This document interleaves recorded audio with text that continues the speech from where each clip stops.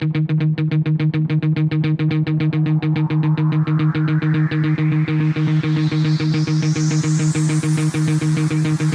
teammates, continue to move swiftly. We'll talk more soon. I'm going to put on the positive side, right? Focus, take whatever it is you're making right now, and I'm telling you, we will see a completely different world, all right? Fellow teammates, continue to move swiftly. We'll talk more soon. This really doesn't look like dinner. Come on, somebody. Come on, so we're going to do really confident that we already know. I can do some things to supplement what the education system is not providing.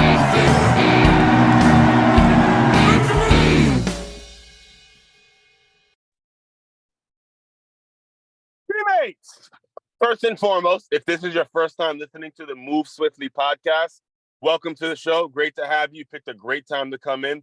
To my regular listeners, as you know, I am doing it actually started off as a two-part series, but has actually turned into a three-part series in which I'm giving you a very brief, as brief as I can possibly make it, a brief overview of my entire life from last episode, I went from 7 to 22. Today, I'm going to go from around early 2022, all the way to 30, and then we'll cap it off with a third episode where I go from 30 to 34, which is my current age. The age, and as of this recording, I am 34 years old. I'm giving you, because this is probably, if I'm not mistaken, if it's not already, it's somewhere around the 400th episode of the Move Swiftly podcast. It's important, and this is actually a lesson for anyone out there that's in the podcasting world. It's important that every so often, I'd say every maybe 50 or 70 episodes or whatever it is, you give a full bio of who you are, where you came from, how you've gotten into this world. And especially if you're in the speaking world, in the podcasting world, you got to continuously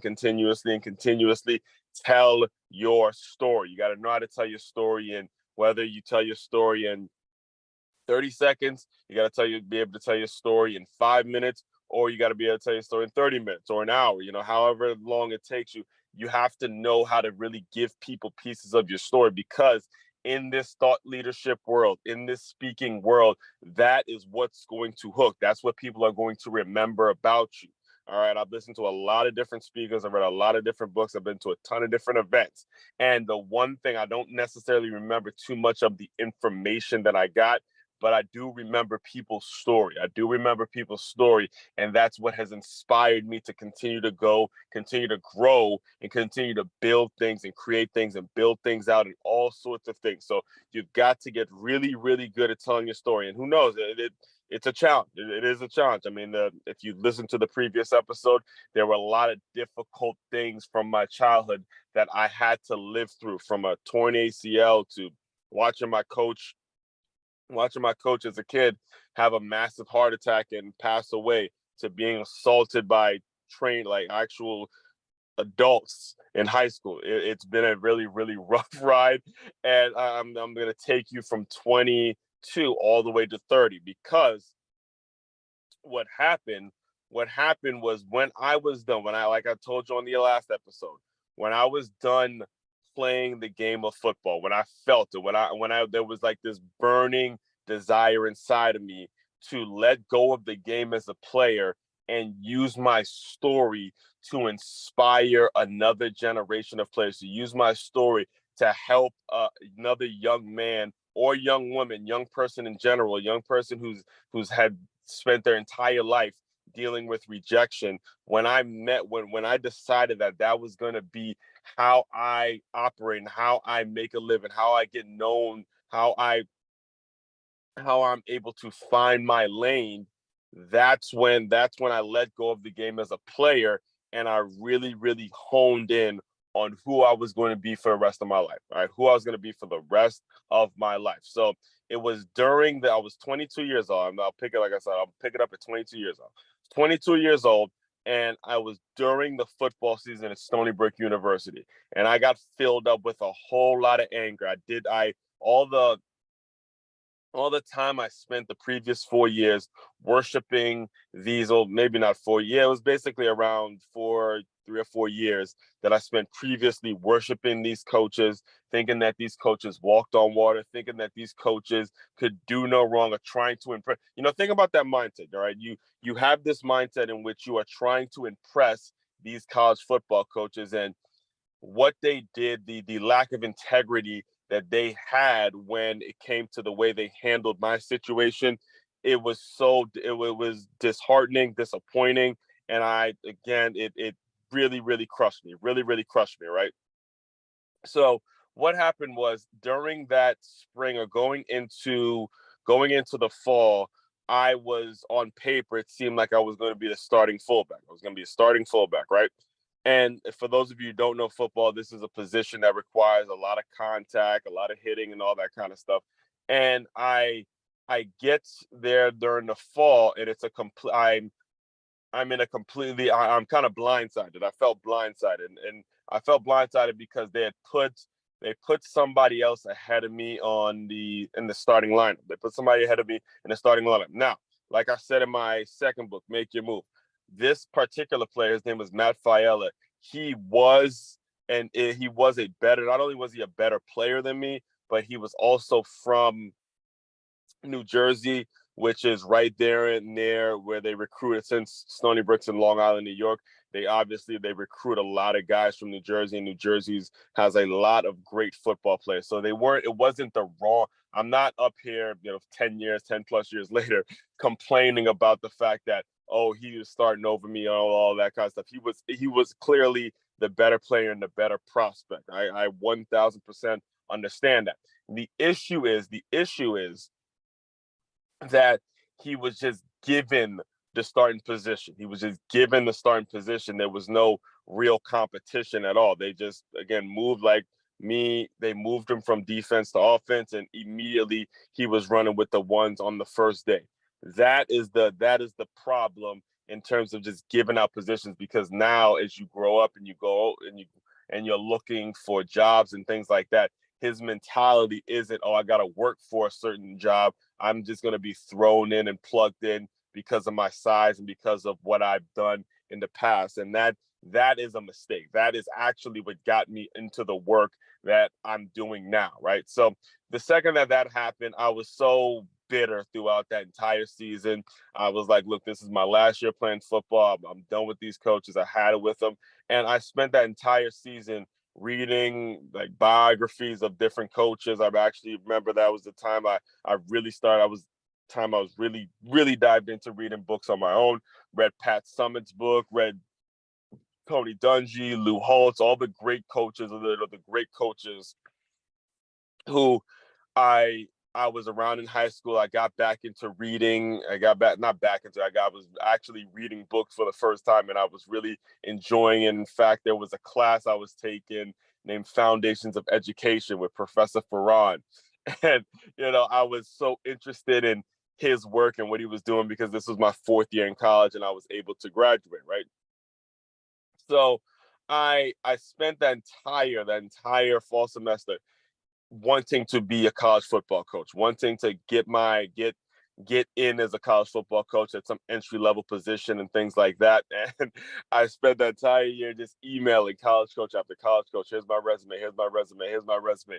I'm ready to be a graduate assistant by fall, and I got a lot of I'll keep you on file responses, all those kinds of things, and just doing that made the ending of my season a whole lot better than the beginning part of my season because I stuck with it. I was so upset that I actually thought about leaving the team in the middle of the season, but there was a piece of me that couldn't do that.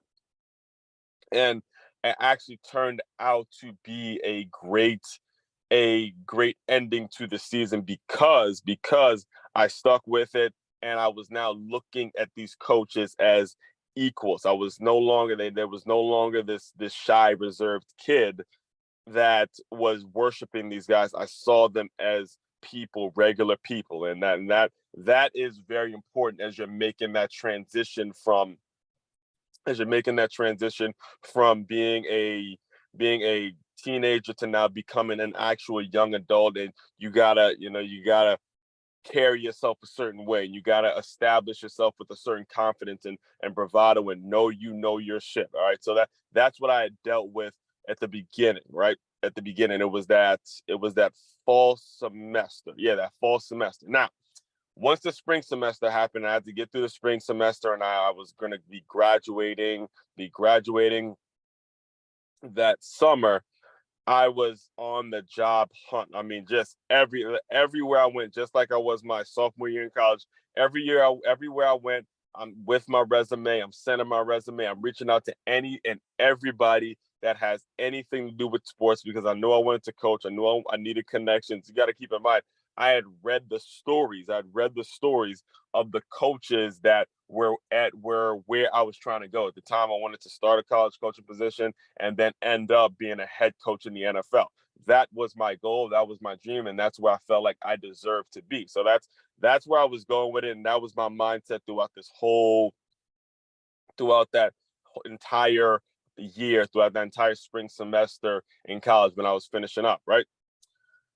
So I got connected. I got connected with the president of this nonprofit organization named EGOS, which stood for Education, Goals, Opportunity, Sports. All right, his name was Walter Ray, and when I met him, he and I really connected, and it was such a great conversation. We were so excited, and then he realized it was at some point during that conversation where he realized that we were talking about two completely different sports. His expertise is in basketball and my expertise is in football. So what I decided to do after that conversation is I just decided to create a division. And he didn't even give me permission to do this. I just did it on my own. I just decided to create a position or create a brand new division in which it was Egos football. Egos football. And I made a blog spot about it. I put all of my teammates, all the former teammates that I had, I put their highlight tapes on this one website, links to their highlight tapes, and I wrote up a mission statement and was talking about how, I want to make sure that we give opportunities because it's education opportunities. Oh no, education goals, opportunity, sports. I want to make sure we're giving opportunities for everyone to be seen and basically be that liaison between high school, not just a high school kid, but just football players in general. Want to be that liaison that gets them into the right situation, whether it's the NFL, whether it's arena league teams, whether it's the right college program, whether it's the right junior college program, whether it is the right youth kid going to the right high school program, or whether it was a brand new football player finding the right youth program to play for. I just want to be that liaison and I was doing this completely for free because I'm thinking I want to get into coaching, and I knew how important it was to build those relationships. Understand, now I have the knowledge. Now I've been reading books. I'm learning the stories. I'm knowing how Rex Ryan got on. I'm knowing how Lou Holtz got on. I know how Tony Dungy was able to get on. I read these stories very, very closely, and I was really, really, really diving into this, right? So again, this actually happened. So I connected with Egos. It was that winter break, and then this happened before I got to Stony Brook. Now, not before I got this, before we got back to Stony Brook for that spring semester, which was the last semester in which I had to graduate, right? So before I got back for that spring semester, I remember I emailed all of my actual college coaches, letting them know what I'm doing, and I remember telling Coach P after I was done playing, after the fall season ended, I told him, hey, I want to volunteer. I want to volunteer in the spring. I want to hold film. I want to do whatever it is I got to do to get on. And one of my goals is to become a college football coach and move on to the NFL, all that stuff. And he just said, all right, cool. And he nonchalantly said, all right, cool. I'll let you do it. And I was able to start to build my resume out from during that spring. So it was during that spring in which it was really promo. I was really doing some hardcore marketing with Egos, in which and obviously I was still, because this is all free work, so I was still sending my resume. I was still applying places and things like that. And I get a call from a scouting company named National Scouting Report, NSR for short. All right. And I had never, ever heard of this company. First of all, I never even knew there were organizations like this that even existed. All right. Because you got to understand is if you go back in the story, I went to Good Counsel High School. My college coach, my high school coaches were the ones that connected with college coaches. So that's what I was used to. I didn't know that there were actual third-party organizations that you can pay, and they're going to be this agent type. They're going to be this agent type guys, agent type scouts that are going to go out and shop you around to all these college coaches. That's exactly what NSR was. All right. So they called me. And I believe at the time, the director of community or whatever, one of the directors was the guy named Matthew Rand. And Matthew Rand saw the website with egos, and he saw that I was just a football guy, and immediately I was offered the position. I was offered a position with them. Now, here is the thing about this position with NSR. It is all 1,000% commission work. It's 1,000% commission work. There was no salary attached to it. There was no hourly, anything like that. It was all commission work. And this isn't the first time that I mean, all commission work doesn't necessarily intimidate me because I had spent time selling Cutco knives door to door, and that was all commission work. And, this was a completely, and at that time, I was also approached and doing Amway and bounced around with Amway. I've done a lot of MLMs, so to speak. I've been around the block when it comes to that, right? It was at that point where I immediately say less. I accepted the position because I knew that this was a category. If I was serious about being a coach, there was no reason why I wasn't going to be able to be successful going out. The way the process worked is going out to high school games, watching the athletes play, seeing who can play, getting an in-home meeting, and then trying to get the families to sign up to a program that was going to shop them around to college coaches. And that program was going to cost upwards of about $3,000, right? And one of the things about NSR, the main thing about NSR is it's not just football. It's all sports. It's primarily actually the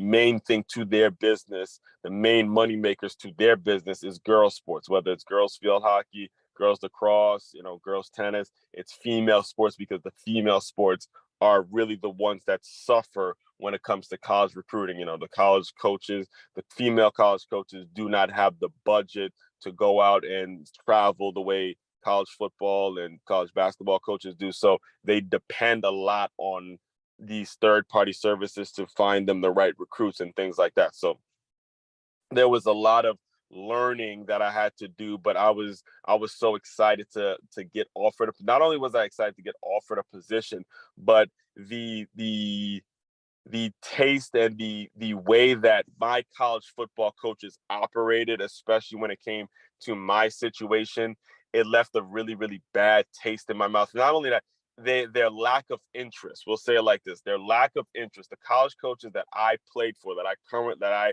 at that point played for at Stony Brook University, showed absolutely no interest whatsoever in me, in my aspirations of being a college football coach. And at that, just their lack of questions and their lack of interest in me being a college football coach left me with a very, very bad taste in my mouth in terms of if it really is something I want to do. All right. So when this opportunity came about for me to work in sales and more so scratch this entrepreneurial itch, right? You got to say, I've watched my father be his own boss from the time I was 13 years old. All right. I've seen him run his own business from the time I was 13 years old.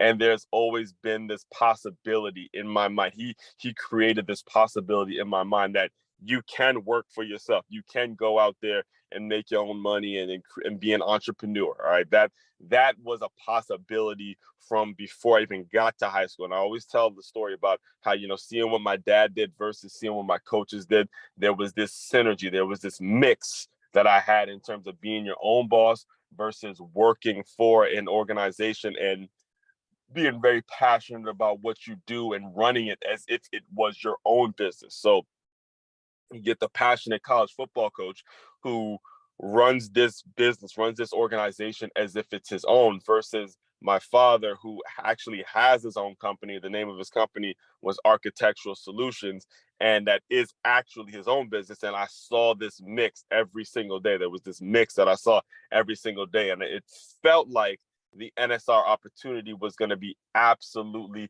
perfect for me, right? So because this was all commission work, I had to pay money. I had to pay money to go to a training. The training was at the NSR headquarters in Alabama. So I took out a credit card, and this was against my father's wishes. Like, I went actually against what my father wanted me to do. All right.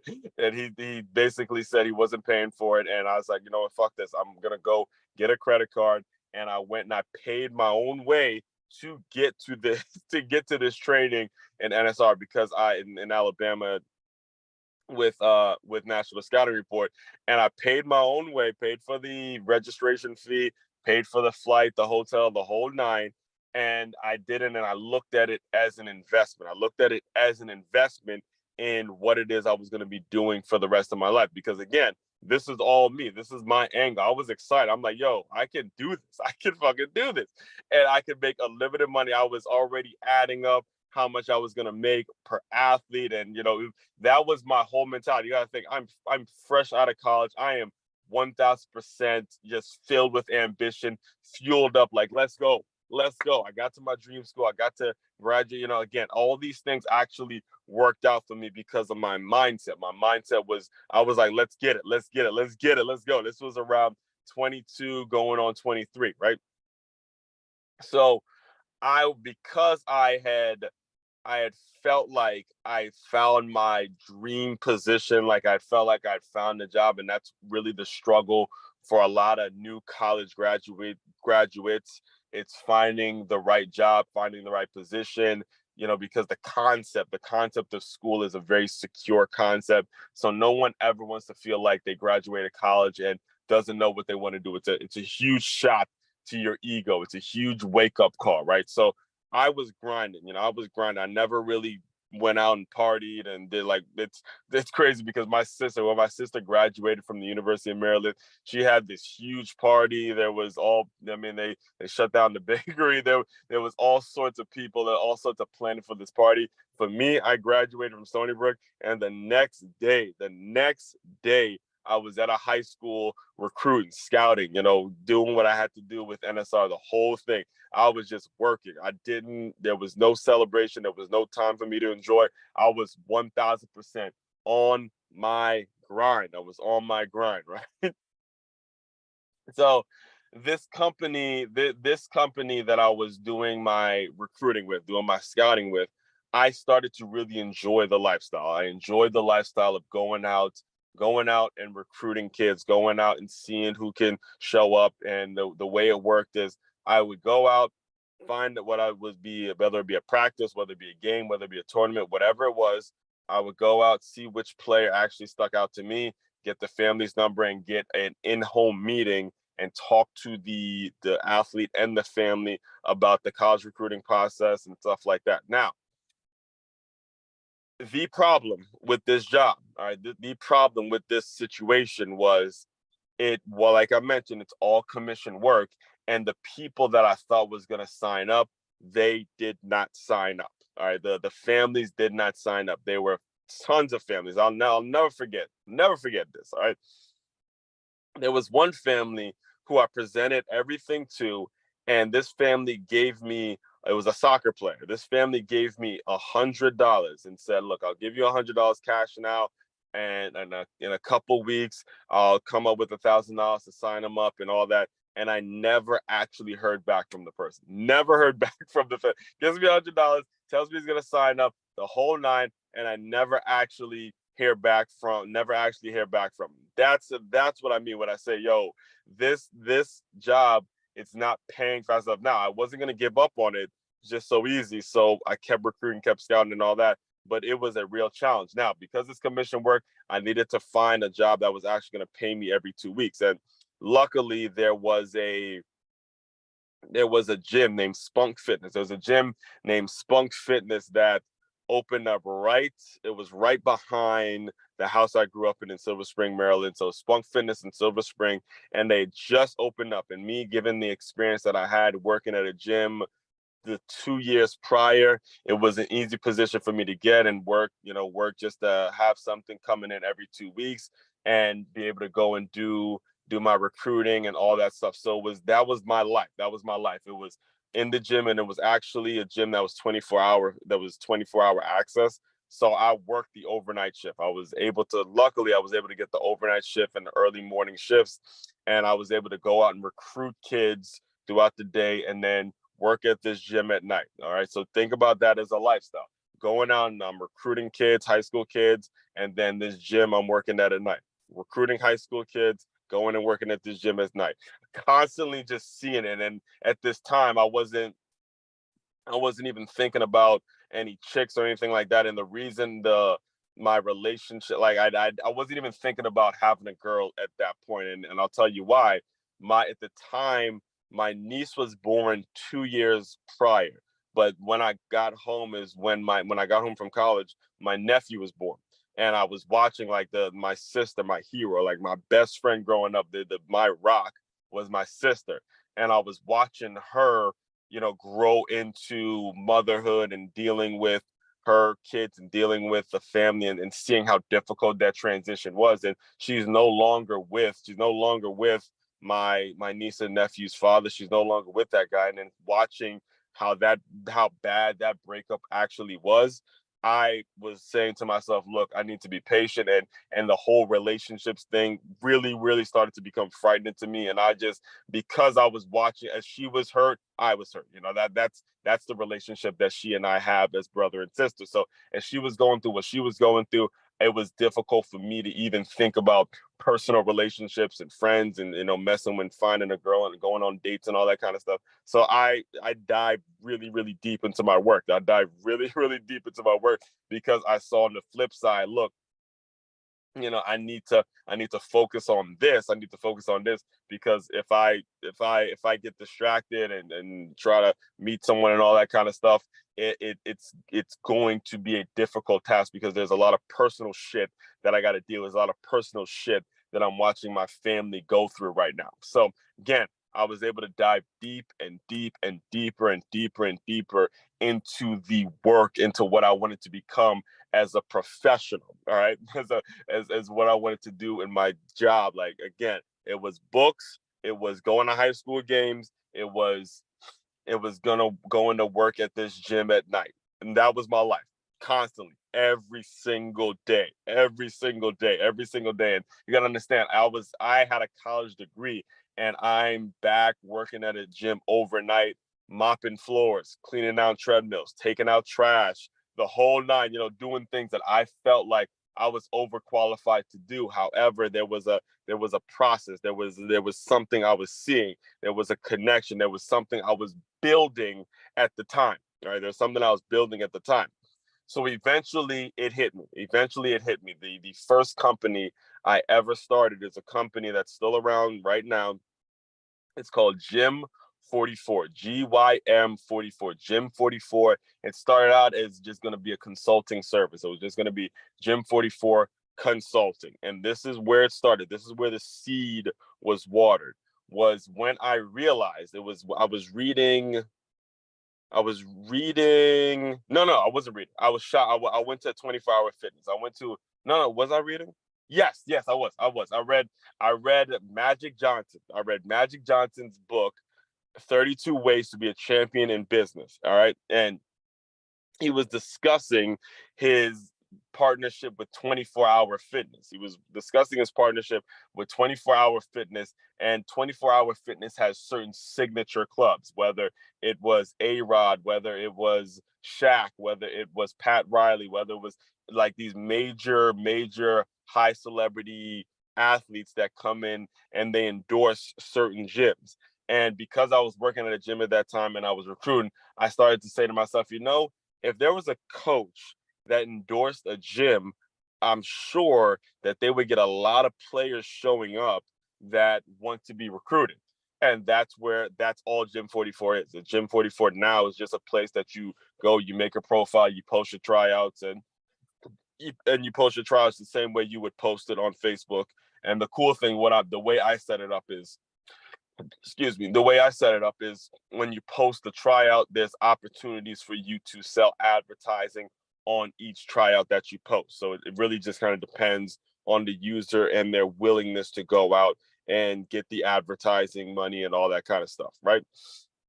That's the way it's set up now. Now, keep in mind, before, when I first started it, I was so far off. I was actually gonna try to run it the way Magic Johnson did with the 24-hour access, and put Jim, because I really, at the time, I didn't even have a social media account, so I was really out. I didn't really know the world. I didn't really know the world of social media like that. I was so into what I was doing that I didn't really know how to do a lot of things. Like, obviously I know how to work it now, but when I previously started it, I was so far off from where it is now. It's ridiculous, crazy, right? So I start Gym 44 and I make it into the website that you see today, right? And I was going out, and because I was so sure that this would work, I was so certain that this would work, and I was so certain that there were going to be coaches, current coaches, athletic directors, all these people. I was so certain that they were going to understand what it is I was doing. I was so certain that they were going to get it, and they were going to not only understand it, but appreciate the fact that I put a company out there like this. I was sadly mistaken with the kind of shit that I was hearing so what I would do, instead of me going out and recruiting kids, I would spend my days going and approaching certain college coaches. I would go and approach certain athletic directors and say, hey man, I got this idea. I got this Gym 44 thing, this idea I want to show you. And some people would have that conversation with me, and some people told me to go fuck off. And the people that I actually had conversations with it was very disheartening to hear. It was very disheartening to hear their response to it. I'll give you one story. There was one cat. I believe his name was Tony Oden. He was a assistant coach at Georgetown University, and I remember having a conversation. I approached him because he was the one black coach on staff and shit. There was that, Negro intimacy, so I approached him. I was like, hey, you got a second to discuss a recruiting idea? And we ended up talking for like 30 minutes, right? Just off the spot. You never needed to know me, none of that shit. All right. So, I tell him, hey, this is a way, basically, if you use this and you go out and you get certain advertisers, you can post your tryout and advertise on the tryout, and then you're going to have the traffic from the players, this, that, and the third. I run him through the entire thing, and he grills me with questions, and I'm giving him answers, and we're going back and forth. And the question that he asked that threw me off was, well, how do I make the money? Me, Tony. This is the only reason I actually remember his name, is because how do I make the money? Me, Tony Oden. How do I make the money? I'm like, wait, I didn't start this so Tony Oden makes the money. I started this so just coaches in general who use it, whether it's the coaching staff, whether it's the organization, so the league or the conference makes the money. I didn't start it for one coach to make the money. And that's when I realized, okay, I got a big problem, because the client and the market and the people that I'm serving with the Gym 44 idea is just a selfish group of people. It's a selfish group of people. All right. And there was actually another athletic director that I approached that didn't even want to take there's several, there's multiple people. I mean, if I can cut this, I can just stay on this right now, and I could talk for probably hours on this actual period of my life in terms of just people just blowing me off. Go fuck off. I don't want to listen to it. Just not even giving me the opportunity to make a pitch. All right. So eventually, because I was going through all that shit, I said, you know what? Fuck this. I'm going to just start up my own team. Use Gym 44 to start this team and have it be the pilot franchise in which all these college coaches, all these coaches, whether it's college, professional, youth, high school, they can all see Gym 44 being used, and then they take it and they use it the same way that they use it, however the fuck it is they want to use it, because I'm sick and tired of going to every one of these coaches and trying to sort of talk them in to use in something that's going to be beneficial to them. Like, it's not just for Aswand. Obviously, you use it, you get the money for your team, and do what you have to do. You know what I'm saying? Like, it to me, it really wasn't that big of a deal. But again, I'm the entrepreneur in this, and every entrepreneur feels like their idea always should work. So I tried to start my own team, and because I wanted this team to separate, it was the reason it was a semi-pro team, because I made it into a semi-pro football team, because I knew, me personally being the face of this semi-pro football team, that's where my expertise was. Played college football. I had a lot of connections with the Arena League football teams, because that's what I was doing right after college. I was, in order for me to get the position, I was on the horn calling.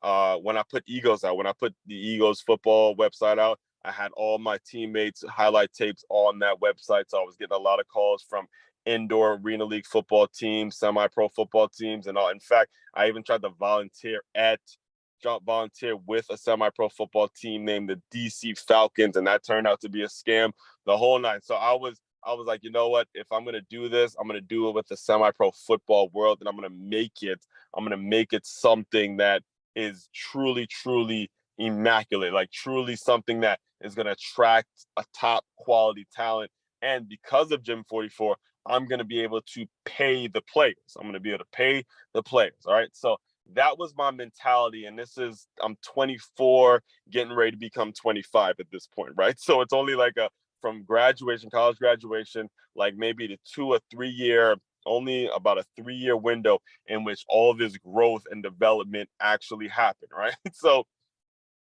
this is why I decided to name this team and create a brand around this organization name. And I was going to name it the Ocean City Sharks. All right. The Ocean City Sharks, because Ocean City needed a pro team, needed a semi-pro team. The connection to the city, it's a tough city to live in, because it's a vacation spot. Ocean City, Maryland's a vacation spot. Most people don't live there or work there throughout the entire year. They're only there throughout the spring and the summer, right? So I was like, all right, cool. A spring team in Ocean City, that seems like it would sell. That seems like it'd be a good idea. So I had the idea.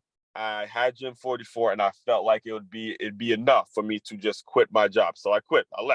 I quit and I left because I was tired of, not only, you gotta understand too, with Gym 44, I was not only pitching the idea to coaches, I was also going to fitness centers, gyms, and stuff like that.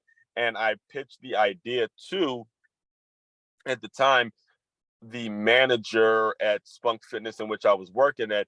And in so many words, he told me to go fuck. Here's what really pissed me off about him, is that I told him about the idea, and then he went and told the owner of Spunk Fitness, the owner of the entire franchise, and then I get a text from him saying, okay, yeah, we're going to move forward with the Gym 44 idea. And then the next week, having me, I didn't change anything about the idea. He texted me, he goes, yeah, well, I don't see I was going to sign up members to a gym, so we're not going to move forward with it. So I was like, what the fuck? You go and you tell your owner about my idea, and then you tell me that we're going to move forward. And then, because you as Mike, the manager of Spunk, don't see how it's going to get people to the gym, now all of a sudden, now you don't want to move forward with it. So, eventually me and him, we went our separate ways. And, if he's listening to this, he can go fuck himself because of that. All right. So I start putting together this idea to start the Ocean City Sharks. Right. So I move on from Spunk Fitness. I couldn't take it anymore. I was done with it. And I move on to start this Ocean City Sharks idea. Right. And it was my mother, but keep in mind, my mother was like my lifeline, my support system, both, just everything, supporting me through all this, was there to listen through all of these ideas, right? So my mother and I just drive to Ocean City one day. I believe it was like a weekend or something like that. We drive to Ocean City, like immediately we drive to Ocean City, and we see the lay of the land, see everything, see how it all is. And we see all this open space. We see this opportunity to build a stadium. There's so many things in terms of what's going on in my head that can be implemented in Ocean City, right? And once I left my job, I want to say she gave me like a 3,000 or something like that. Like, she gave me a little bit of cash to say, all right, go ahead and get this dream done. Go and get it done, son. You can do it. You know, she gave me the support I needed. It was almost like grad school, right? So I go out there and I find what happened was I was out in Ocean City. And I was out there just trying to meet people, right? Just trying to meet people. I joined the Chamber of Commerce eventually, but I went there to, oh yeah, here's what happened, right? So there was already a semi-pro team of baseball. It was a minor league baseball team named the Delmavara Tyrants that was already located right there in Ocean City. All right, right there in Ocean City. It was already located in Ocean City. And I set a meeting with them. To just let them know the idea and what I was trying to do, and if I can get used to the stadium, all that kind of stuff, right? And then after I set that meeting, I drove all the way to Ocean City. So the Delmavara Tyrants is about maybe a 30 to 40-minute drive from the actual Ocean City area from the Strip. So I drive all the way to Ocean City. I drive the Strip, and I'm just going knocking on doors, meeting people. Hey, I'm trying to start this team. Would you be interested in being a sponsor? This, that, and the third. And I met like the perfect connection. The perfect connection was a guy named Tony Hall. Tony Hall owned the gym at the time. I believe the name of his gym was Energy Gym. And he actually tried to start up a semi-pro football, not tried, but he had a semi-pro football league that everyone in town knew him for, that guy being the semi-pro football guy and stuff like that. And he had started this league and had done all these sorts of things. So every time I was going around town, people were like, hey, you got to meet Tony. You got to meet Tony. You got to meet Tony. So and then after that, I drove back. This was before my mother actually gave me, like it was like 3,000, something like that, just to, get me through, because she actually saw the vision, right? So what happened was off this $3,000 that my mother loaned me with, I only had a couple months to actually start making money from this idea. And long story short, I didn't make money at all. In fact, this idea left me bankrupt, living out of a car.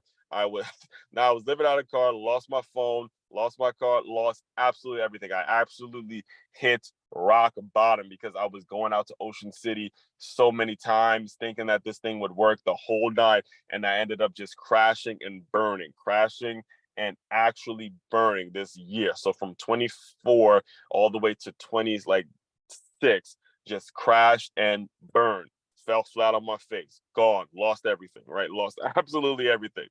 And this is where it all kind of started. So once I made the connection with Tony Hall, and I drove out to Ocean City and I started promoting the idea, I got in touch with the players because I was using Gym 44. Again, I'm using Gym 44. I'm posting tryouts. I'm saying, yeah, there's a semi-pro football team getting ready to start in Ocean City.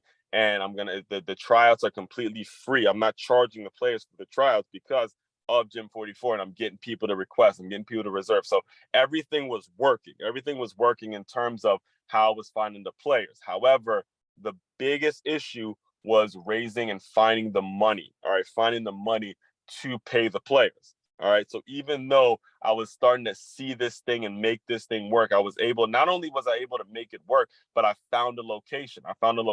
For the team. There was also, here's the thing. All right. Here's what happened. I know I'm all over the place, but hopefully you're staying with me. All right.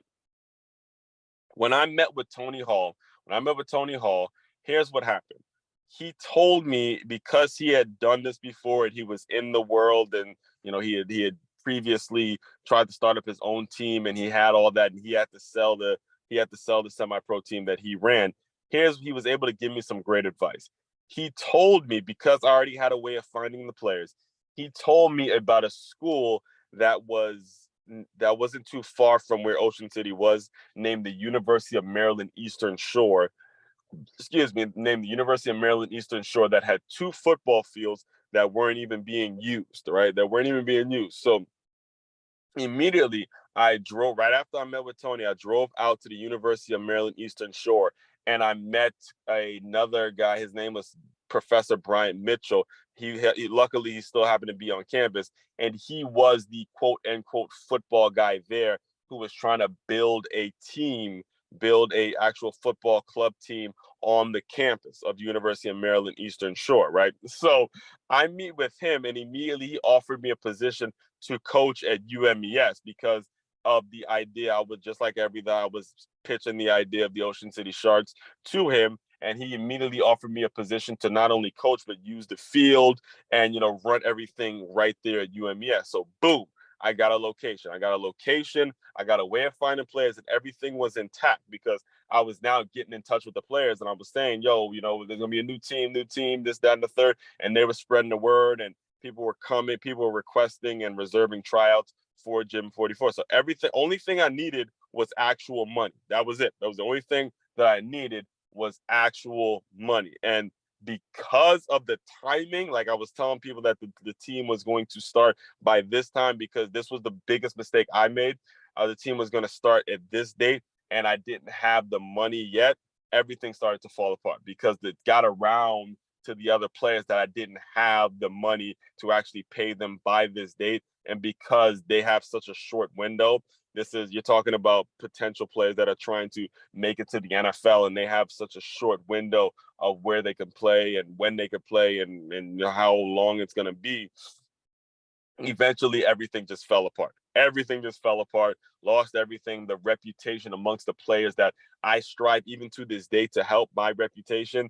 It started to get ruined, just muddied up my name. You got to think initially when you hear from a guy named Aswand Cruickshank, initially it throws people off in general. But when there's anything shady going on, especially in this world of pro sports, pro football sports, where there's millions and millions of dollars at stake at this point, it just, you had to be, I wasn't ready yet, and everything just fell apart. So 24, after I just let everything go, I just lost everything. I was in such a fucked up place mentally. I was hurting, actually hurting, like lost everything, felt like shit because I couldn't make my mother's money back. And, I just felt like a complete failure in darkness. I wasn't working. I had no money, again, no car, nothing. I was done. All right.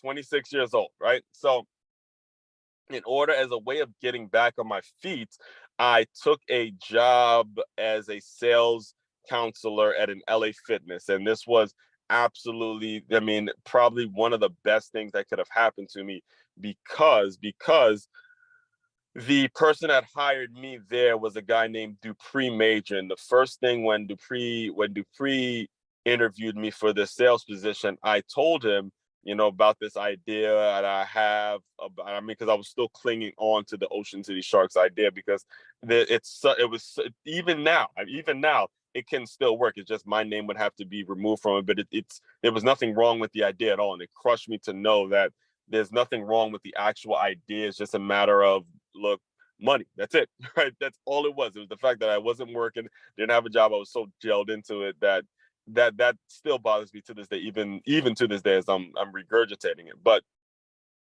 when I met with Dupree, he was talking to me about if I was ready, or he was asking me questions to see if I was ready for this sales position at LA Fitness. And he asked me, how would you start a conversation with a person, a total stranger and stuff like that? Basically giving me the interview on the spot. And I was talking to him about some of the sports connections that I had and what I was trying to build and all that kind of stuff. And he stops me and he goes, hey, you're talking about sports programs and building a sports connection. I'm talking about people. I'm talking about just random people that you can get into this gym, right? And when he said that to me, a whole new world opened up for me in terms of where I needed to take my business. I needed to approach regular people and teach them, take what I learned in the sports world and try to approach and build relationships with regular people. And that really needs to be the foundation to my business, the foundation of what it is I was trying to do. So I got that position. I wasn't the best when it comes to actually closing the deals, when it comes to selling, because this is an LA Fitness and I have my personal issues with the way LA Fitness runs their business, because it's general fitness and the kind of bullshit that they tell people to sign up, because it wasn't something that I really believed in. But at the end of the day, I was able to start that. I was able to get a phone. I was able to afford enough to get a phone. I was still, at the time, I was still carpooling with my mother and all that, but I was able to afford enough to get a phone because, mine previously, I couldn't afford one. And I was able to at least start to get a check every 2 weeks and get myself back on my feet. And the biggest thing that happened was I became a volunteer coach for a youth basketball team. It was a youth basketball team that was not too far from the LA Fitness. And I got that feeling, I got that feeling of that rewarding feeling of coaching and being around kids, everything that I wanted to do with the Ocean City Sharks, everything I wanted to do from the point in which I started Gym 44, right? So this is all happening at 26. And it was at that point where I realized there was a huge missing piece to my life was not having a girl, right? So it wasn't until 26 years old where I started actually finding a girl and focusing on finding a girl and meeting someone. I actually started taking that seriously. So I met this girl at the University of Maryland. At the time, she was the head of this organization named the CSA, which is the Caribbean Students Association, right? So I met her, and there was a good connection when we first met. Now I can't stand her fucking ass now, but when we first met, there was a good connection, and I found out that her little brother played for a high school. They played football for a high school named Blake High School, and he was a junior. So it was like, oh man, this is perfect. So I decided, look, I'm gonna go and I'm gonna volunteer coach at this particular high school. I'm gonna do it for 2 seasons.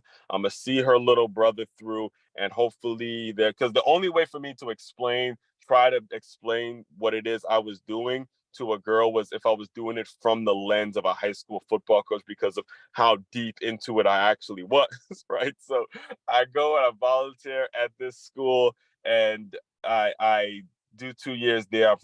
This is from 26 to around 27. I had left LA Fitness and I was bouncing around certain positions not only was I was jumping around for certain sales positions at not only LA Fitness, but I was jumping around.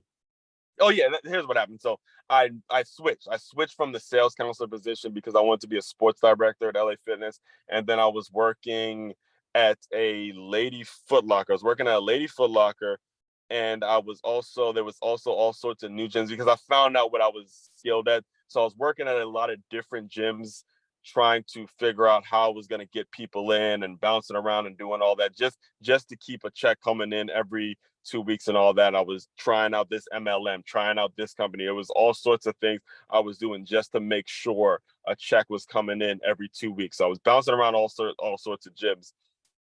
And this is me approaching 26, 27-ish range. I'm approaching my 30s. My 30s is coming. And I said to myself, look, I'm going to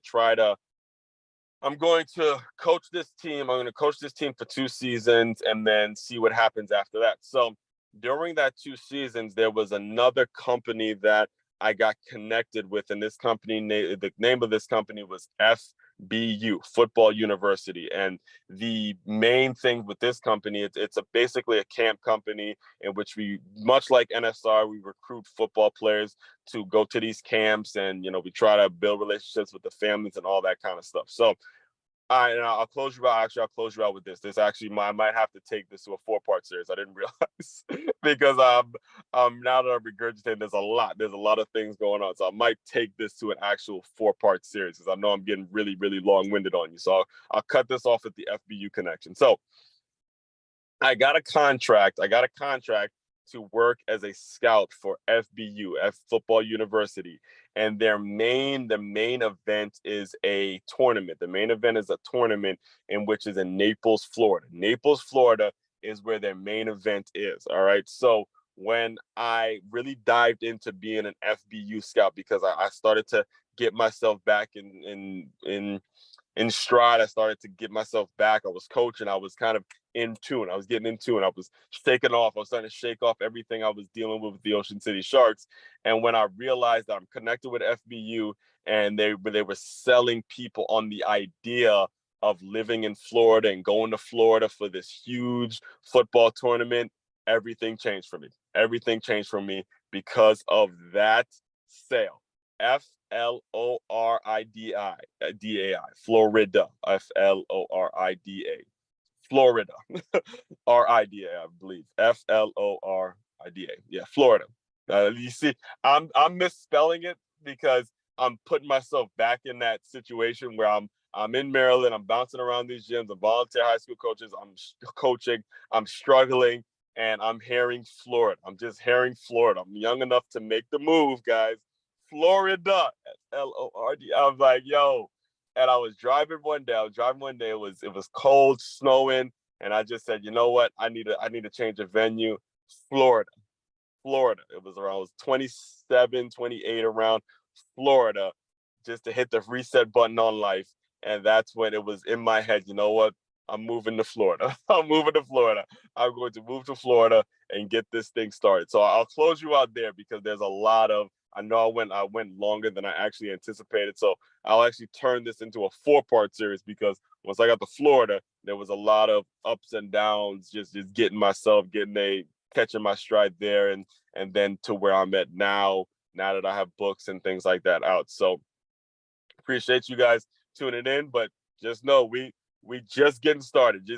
Again, just to recap, this is part two of what's going to be a 4-part series about as brief as I can make it, an overview of how I became your one and only Move Swiftly speaker and how I was able to start up my own business and create this podcast that is approaching or somewhere around, whether it's over or under, somewhere around over 400 episodes. All right.